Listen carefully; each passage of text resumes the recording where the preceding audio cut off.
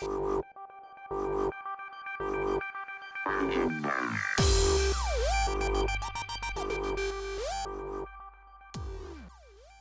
earlier I talked about ABM, Advanced Bucket Management.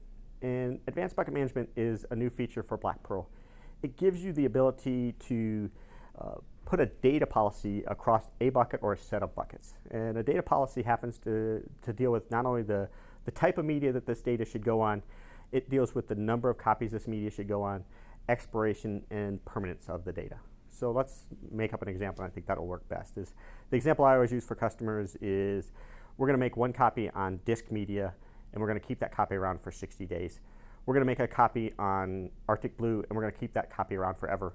We're going to make 2 copies on tape, and we're going to make one of those ejectable. So in theory, we have a 4-copy archive, which is a little extreme, but let's go through what's going to happen.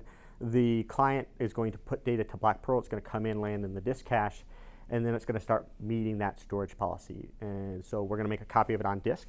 We're going to make a copy of it on Arctic Blue. We're going to make 2 copies of it on tape, and we're going to get that tape, once it's filled up, ejected from the tape library and ready for disaster recovery. 60 days later, we're going to delete that copy off that pinned disk, and your only disk copy remaining would be on Arctic Blue in a powered down fashion. So when you come up to get it, the system would first go to Arctic Blue and try to get it from there. If it couldn't get it from there, it's going to go to the tape library and try to get it from there.